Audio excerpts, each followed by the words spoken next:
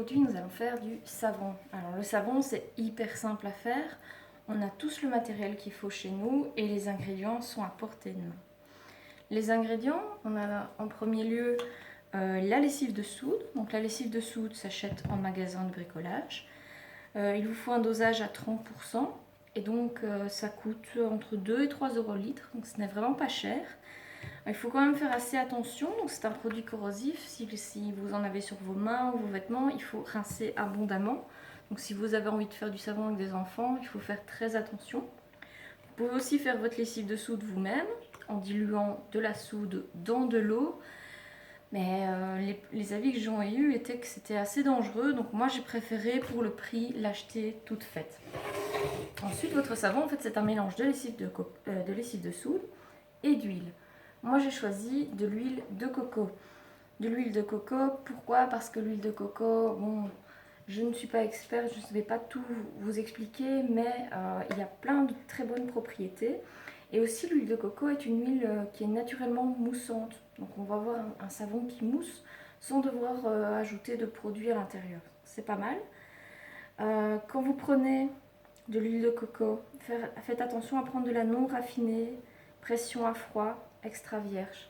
Pourquoi? En fait, l'huile de coco raffinée n'est pas de l'huile de coco, c'est de l'huile de copra. L'huile de copra qui a perdu pas mal des qualités en fait de la coco, qui n'a plus l'odeur de coco. En fait, ce n'est pas vraiment de l'huile de coco. Donc vraiment pensez à prendre de l'huile de qualité bio, non raffinée, pression à froid. Vous pourrez ensuite ajouter un colorant si vous voulez colorer vos savons.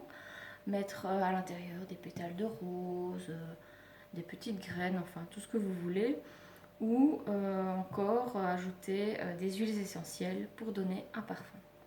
Au niveau du matériel, on aura besoin d'une balance pour peser nos ingrédients, d'un bol pour faire notre mélange et d'un mixeur. Ensuite, on va mouler nos savons dans ces moules en silicone, plus facile pour démouler le savon ensuite. Ici, moi j'ai pris 6 petits moules en forme de fleurs, hein, c'est sympa pour des savons. Mais vous pouvez aussi prendre un grand moule et couper votre savon. Donc après 24 heures, on va pouvoir démouler les savons. Moi, si je les démoule dans 24, 48, dans 3 jours, ce n'est pas grave. Par contre, si vous avez un savon à couper, il faut vraiment le couper au bon moment. Donc après les 24 heures, parce que si vous attendez trop longtemps, il sera presque impossible à couper. Donc je vais commencer. Ici, je vais commencer par mettre mon huile de coco. Il m'en faut 225 grammes.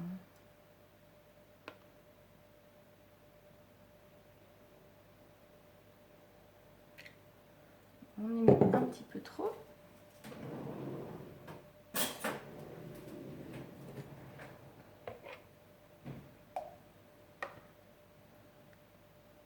Normalement, l'huile de coco est solide.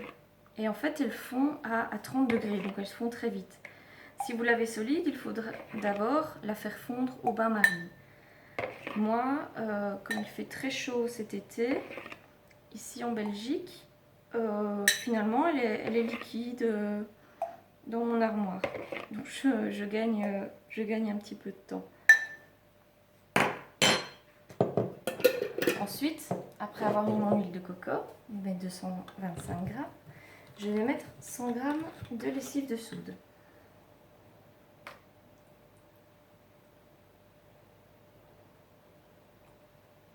Voilà.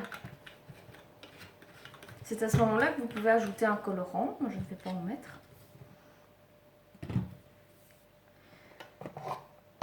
Donc, on a quelque chose de totalement liquide. Et je vais utiliser mon mixeur. Et je vais mixer jusqu'à ce qu'on appelle la trace. Donc la trace, en fait, mon liquide va devenir de plus en plus épais.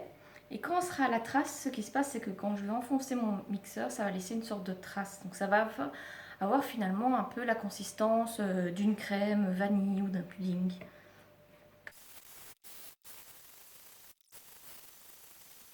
Notre mélange est maintenant terminé. Donc comme vous pouvez le voir, hop, voilà. Ici, ça a déjà pas mal durci. Donc qu'est-ce qu'on va faire? C'est que moi je vais ajouter quelques huiles essentielles. Ici moi je vais rajouter l'huile essentielle de lavande, mais vous faites un peu ce que vous voulez. je vais rajouter 15 gouttes.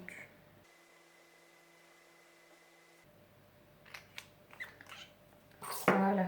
Je vous mettrai après en commentaire ce que ça a donné, si 15 gouttes était bien suffisant.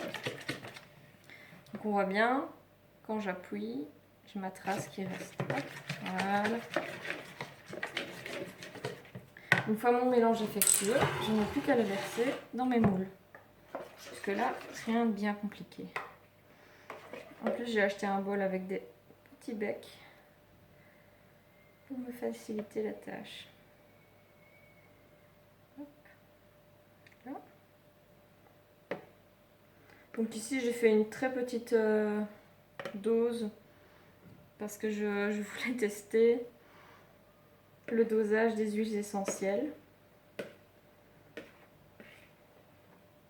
Hop, voilà, je fais quand même 3 savons.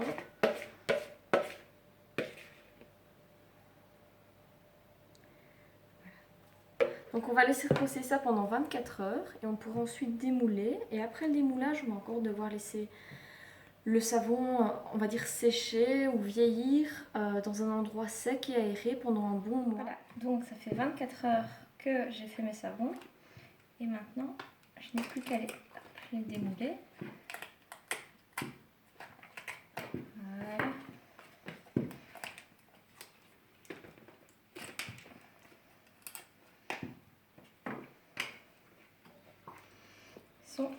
Ils ont très bien pris la forme des fleurs. Moi, je suis contente du résultat. Et donc maintenant, c'est là qu'il va falloir être patient. Il va falloir attendre un mois avant de pouvoir les utiliser. Donc moi, ce que je fais en général, c'est que je les mets comme ça sur un petit papier essuie-tout au-dessus de mon frigo, si je les oublie. Et dans un mois, je mets un petit rappel dans mon calendrier pour pouvoir les tester. Les raisons pour lesquelles on fait faire une cure finalement de savon de 3 à 4 semaines, qui peut même durer plus longtemps, c'est que le pH de nos savons va légèrement descendre. Et avec un pH trop haut, donc on risque d'avoir un savon qui est un peu agressif. Donc surtout pour les parties comme le visage ou les parties intimes du corps. Ensuite, le savon va sécher, il va durcir et prendre sa forme finale. Et enfin, le savon va se stabiliser, donc vraiment le parfum va prendre son odeur finale également. Donc voilà, c'est la partie un peu plus ennuyante, hein. Il va falloir avoir un petit peu de patience.